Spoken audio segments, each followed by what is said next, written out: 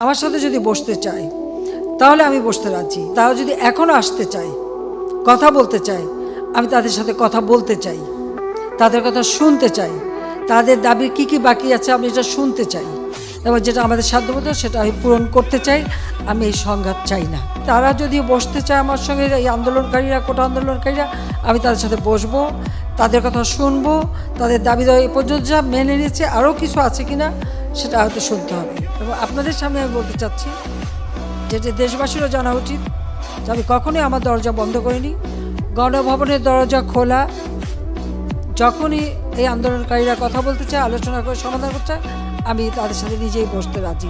আমি আবারও বলছি যে আন্দোলনকারীরা যদি আলোচনা করতে চায়, আমি এখনও রাজি। যে কোনো সময় তারা আসতে পারে, আলোচনা করতে পারে, দরকার হলে তাদের গার্জিয়ানদের নিয়েও আসতে পারে। সার্বজনীন পেনশন স্কিম, এটা কিন্তু 2008-এর নির্বাচনী স্তরে আমাদের ছিল যে আমরা এটা করবো।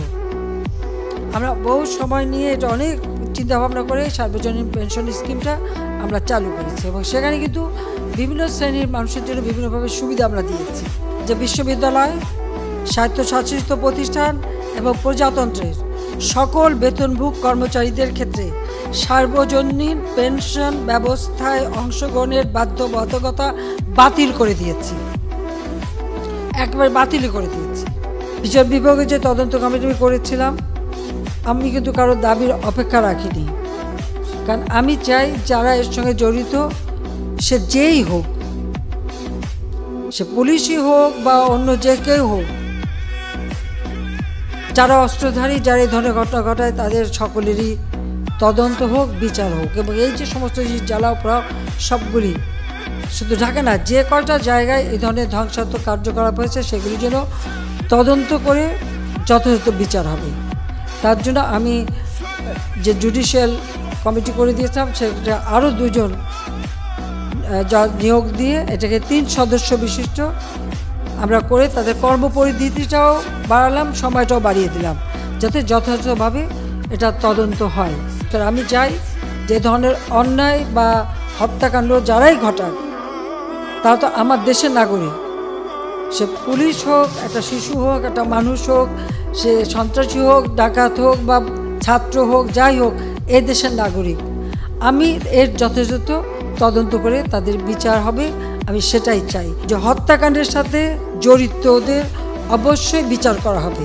আমি এটা স্পষ্ট বলি, হত্যাকাণ্ডের সঙ্গে যারা জড়িত, সে যেই হোক, অবশ্যই তাদের বিচার করা হবে, এবং যারা জড়িত তদন্ত করেই তা বের করা হবে। যারা অস্ত্রধারী, যেমন রংপুরে একটা ঘটনা ঘটেছে, যে পুলিশ দায়ী, সেই পুলিশকে সাসপেন্ড করা হয়েছে এবং তার বিরুদ্ধে তদন্ত হচ্ছে এবং তার বিচার হবে। ইতিমধ্যে কিন্তু সেই পুলিশ, রংপুরের যে হত্যাকাণ্ডটা, তার আমরা সাসপেন্ড করে দিয়েছি, তাকে কিন্তু সাসপেন্ড করা হয়েছে।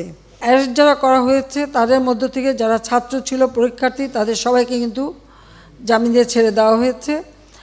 আর সাথে সাথে আমি এটাও নির্দেশ দিয়েছি যে এর ভিতরে যারা নিরীহ আছে তাদের সবাইকে, এবং ছাত্র যারা একেবারে খুনের সাথে জড়িত না বা এই সমস্ত ধ্বংসাত্মক কাজের সাথে জড়িত না, তাদেরকে মুক্তি দেওয়া শুরু করবে, এবং সেটা শুরু হয়ে যাচ্ছে।